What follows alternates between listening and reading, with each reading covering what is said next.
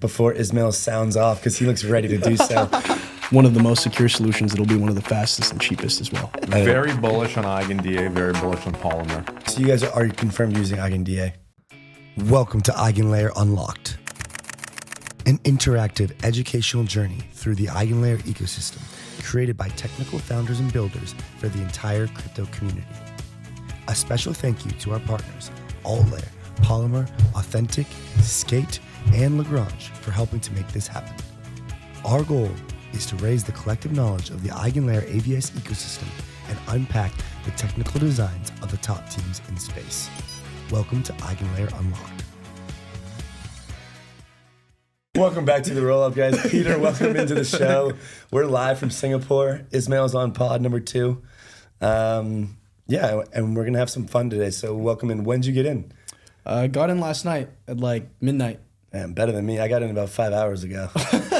Fresh off the plane, brother. Quick shower. It was a long flight too, right? Dude, yeah. I mean, that was 16 hours. Yeah. That's tough, man. That's tough. Where'd you come from? I flew in from Korea. Oh, Stopped nice. by KBW. How was that? I heard kind of mixed things. Yeah, so I think I've been staying close to the Korean market for like 5 years or so, and I think last year was really bad. This year saw a lot of growth. I think Story went out and did a lot of events and worked with a lot of the Korean like Web2 and TradFi companies. So I think there's like renewed energy there. Always nice to see like how different countries and geographies are growing in the Web3 space. Yeah. I've heard Story is quite dominant in Korea as far as like their market and community goes. That's interesting. Well, let's start this off with a more friendly, kind of warm conversation before Ismail sounds off because he looks ready to do so. Peter, if you weren't working in crypto, let's say you didn't have to worry about money, or if you were just not being a founder of Polymer, what do you think you'd be working on, or what is a passion project of yours? Yeah, I think there's a few areas of interest for me. I'd say like the most obvious is for me like clean tech.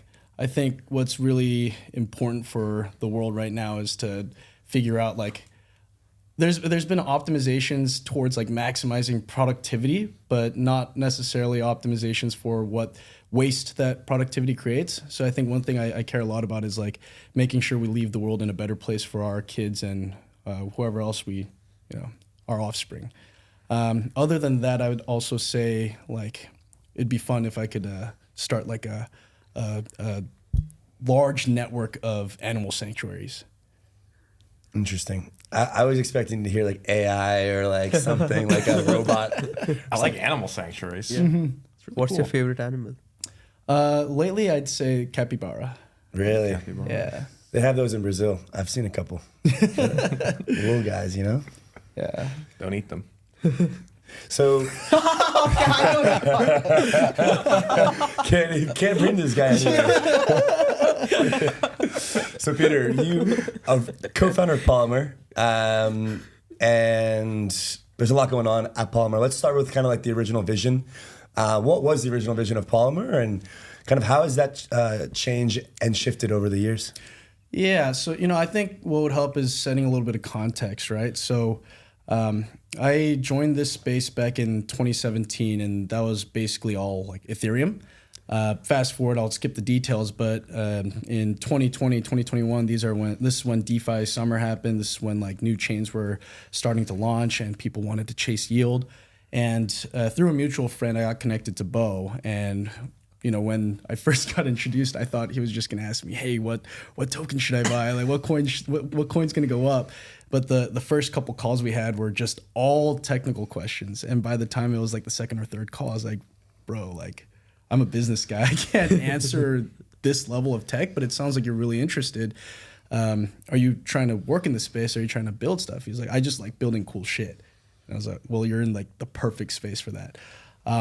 So around that time, we were building these apps, like makeshift apps connecting yield and liquidity between chains. And at one point, it was just super painful, right? There was no infrastructure. Yeah. And Bo calls me one day. He says, "Bro, I can't keep doing this." I'm like, "What do you mean?"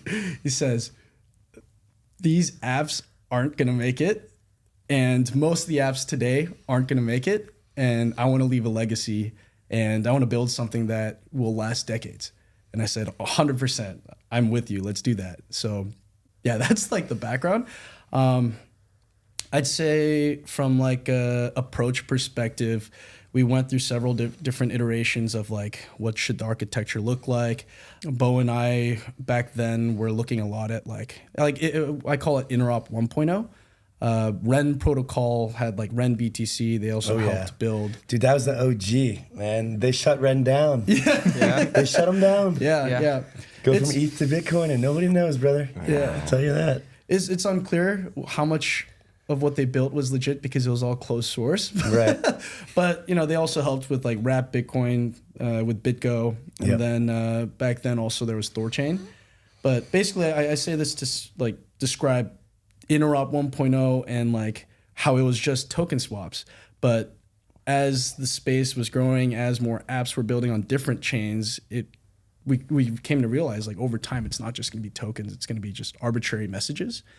So yeah, I think iterating from just like mint and burn bridges to verification and reading state between chains to create connections, I think is basically like where we're at now. Yeah.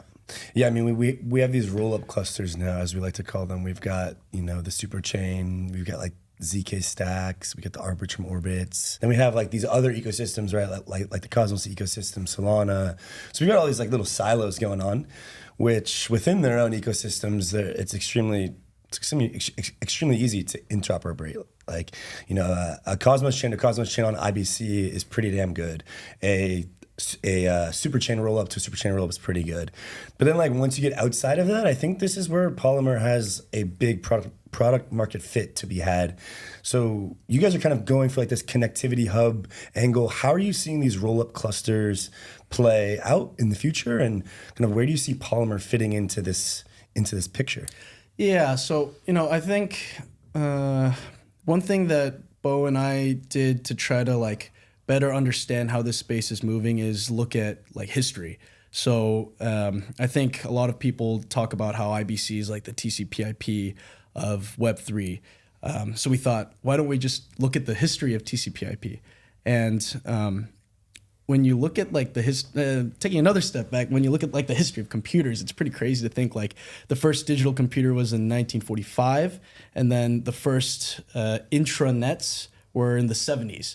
So most people are not necessarily familiar with this, but TCP/IP wasn't the only internet solution. There were dozens.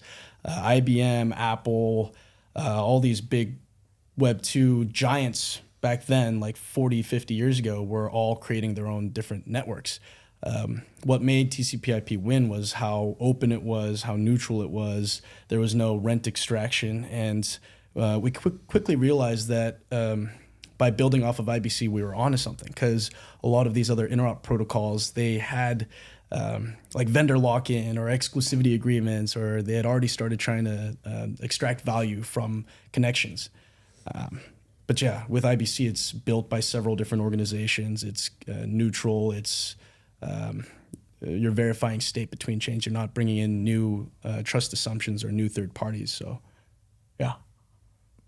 Ismail, you guys are facilitating the process of an AVS for Polymer in some capacity. Maybe you could kind of fill us in on that? Yeah, one of the things that I think is very interesting about Polymer, and I think is fundamentally unique, is the fact that from as long as I've known Bo and Peter, they've embraced standards of interop over proprietary protocol mechanisms for interop. And I think this is something that is both highly intellectually honest, as well as something that is very reflective of the future of space. And so with what we work with Polymer is really about how Polymer as a roll-up or as an interoperability hub can kind of understand and interpret space from different execution spaces to then be able to facilitate messaging between those spaces. And that's based on state proofs that come from our integration with EigenLayer.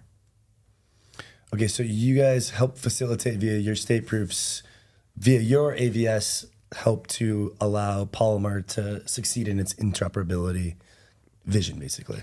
Yeah, and I think Polymer has a very modular design over how it can kind of interpret state. And one of the ways that I can interpret state is through state proofs that come from our state committees. There's other mechanisms that they can support as well, but I think one of the ones that we think is a very strong degree of security and of state safety would be from our state proofs. Yeah, and one thing I want to add is that it's, for us, we always prioritized security number one, but one thing we realized is that projects, developers, users, they care a lot more about speed and cost. And I'd go as far as saying that what we have cooking with Lagrange right now not only will be one of the most secure solutions, it'll be one of the fastest and cheapest as well. Yeah, that's awesome. So one thing that you said, Ismail, that stood out is like, okay, this idea of using standards, or a standard that's kind of open and usable by all. And I think that's a big issue that we have right now in the interop space is like we have all these competing protocols that are trying to effectively establish what's going to, I think, be like a couple standards. So, Peter, I'm kind of curious from your perspective, how do you see Polymer's hub being established as a standard, and what makes Polymer a good choice to be a standard for this kind of roll-up interop and broader interop? Yeah, and this also touches upon your earlier question about like the clusters Right. of rollups. Yeah. It's again, I'll draw back to like the whole history thing, right? These networks, intranets of the different companies started launching in the 70s. It was only up until like the late 90s, early 2000s that it was basically very clear that TCP/IP had won. Apple took down Apple Talk, and all the other companies followed suit of like decommissioning their intranets. That means that what they called the internet wars, the protocol wars, was like a 30-year time frame. We think similarly for the interop wars, at least what Bo and I call the interop wars. I think it's only just heating up. I think you look at Layer 0, Axelar, Wormhole, and then ourself. These protocols all launched in like the last 2 years. Yeah. And when you're thinking of a industry as nascent and early as blockchain, as Web3, I think this battle is going to be, it's not so much a battle for attention in the next 6 to 12 months. It's more so a war for, did you build the right thing? And is it going to work in 10, 20 years? And I think this also draws on another key point in that what we built, we're building for like millions of rollups. So the advantage there is that as an L2 using EigenDA, we're able to have a much higher capacity than these hub and spoke models that are relying on an L1. Gotcha. Okay, so you guys are confirmed using EigenDA? I'm not sure. Is that alpha? I hope it's a yes.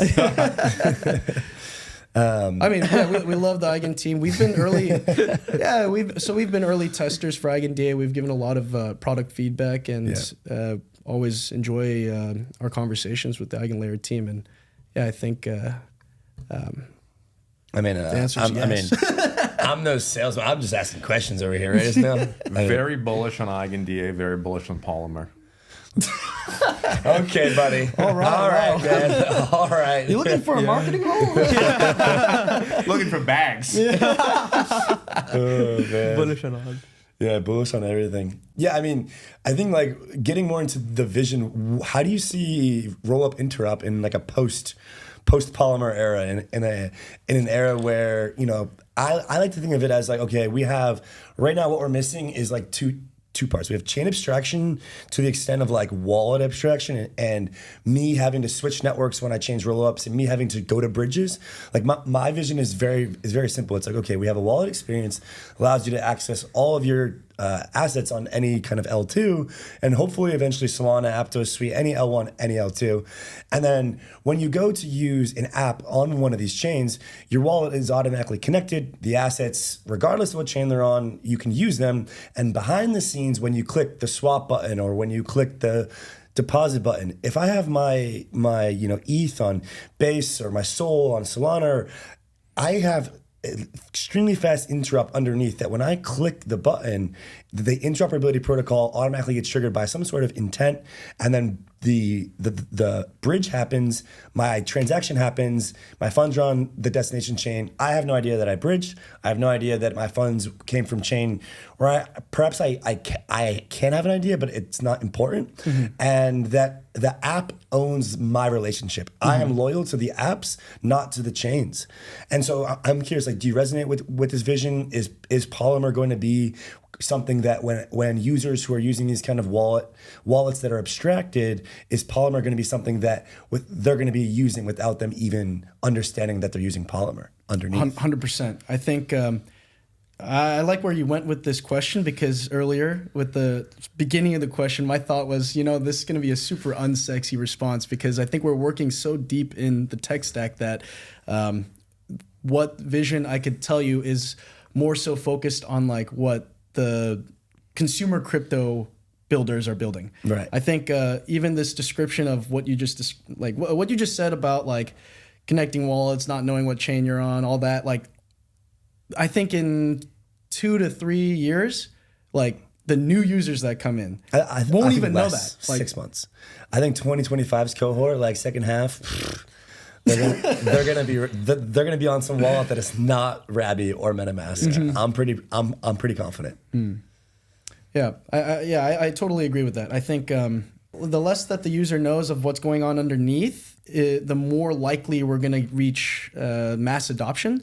I think what's key for us, though, is that making sure that the infrastructure that's in place is it's not only fast and cheap, but that it's secure. I think as infrastructure digs deeper with its roots, we need to make sure that it's healthy roots, not just optimizing for go-to-market or quick adoption, but something that's really optimized for long-term sustainable adoption.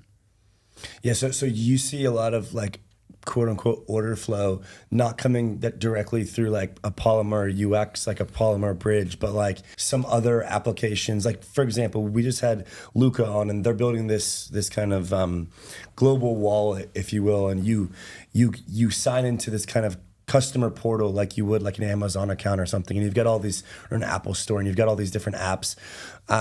You see Polymer as being something that people may not interact with on the front end, but order flow sources from like aggregators or from other kind of apps that kind of plug in to Polymer being used in the future. Yeah, 100%. Yeah. I think another way to think about it is like, I'd imagine if you like went on the streets here and just asked someone like, how does your Wi-Fi work? Correct. They'd just be like, I type in the Wi-Fi password and it connects to my router. Right. And even then, like after that, it's just magic. And that's, the level of simplicity that eventually we will get to as a space. Similar to how like new entrants today might not be able to tell you like, how many seconds or minutes a confirmation is for a different type of blockchain. Got it. Ismail, I want to put you on the spot. Yeah, please. You ready? Yeah, go. Do you think the interoperability endgame is like one team wins all, or is it like different interop or different use cases? Is there, there's synchronous composability for some, maybe specific use cases, asynchronous for others? Or do you think like one thing just ends up that the community has to rally around one thing? It's interesting because I think standards create a very good precedent for abstraction within those standards that allow for multiple teams to succeed. But I also think that it's very possible for a team to become so dominant in its embodiment of that standard that it's able to capture the whole market. So what I'd say very broadly is that I think that there are different types of interop that are useful. So for example, to your point about synchronous and asynchronous, or atomic interop versus messaging interop. And does one protocol do both atomic composability of transactions between something that would have potentially a shared sequencer, and also do messaging or packet-based communication like IBC? Potentially. But I'd say what I think we do gravitate towards is going to be these very, very well-defined standards like IBC that teams like Polymer are championing.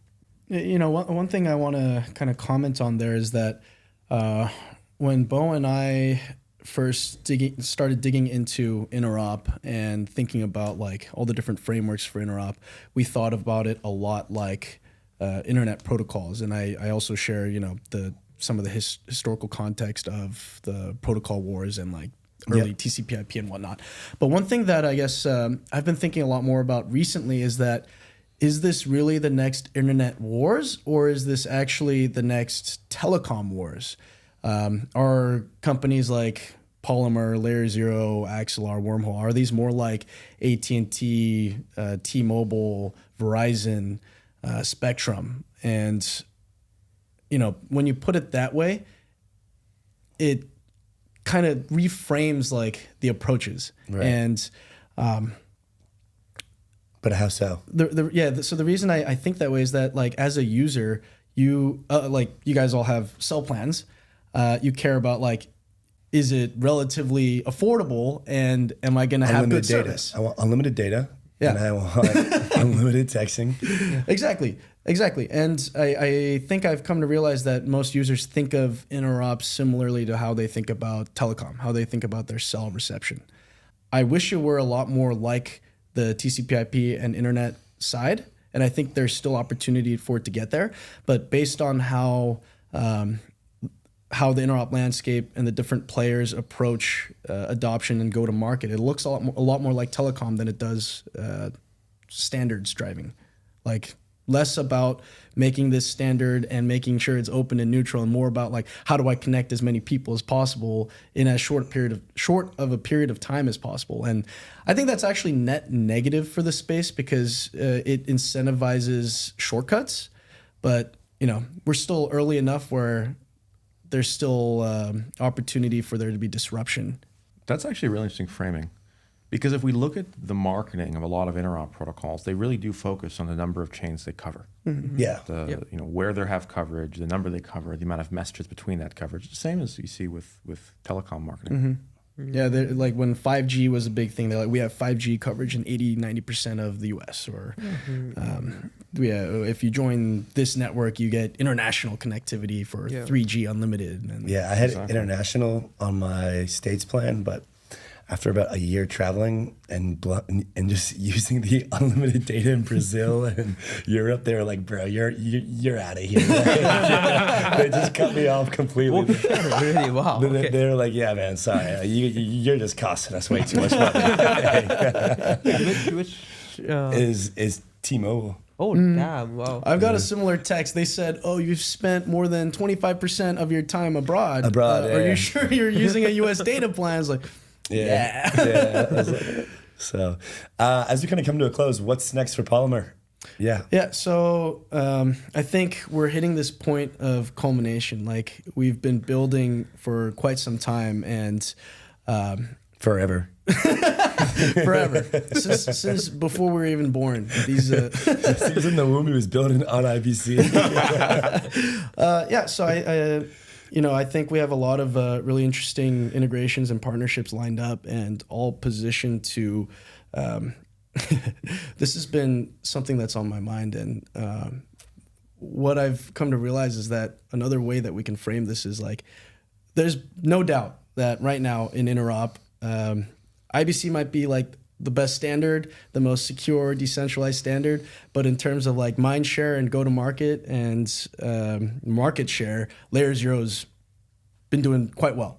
We may disagree with how intellectually honest they've been, but what we've come to realize... Spicy take. Wow.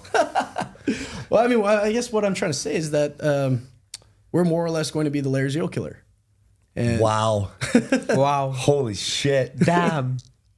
Yeah, and mainnet's around the corner, and the war is just about to begin. We're still early. It's going to be fun to watch the interoperability kind of just get better. Like, I mean, I don't know about you guys, but as long as it gets better and whoever wins, wins. And I mean, I hope that we can all be happy if Polymer is the number one, or if XYZ is the number 1, 2, and 3. As long as we get to a point where, like I'm saying, if we can have a chain abstracted experience, we can have fast interop underneath, and I can just use my apps as I please. That's just all I ask. So. I applaud you guys for pushing mainnet soon and helping the space. So thanks, man. Thanks for having me. It's been great. And thanks, Ismail. Of course.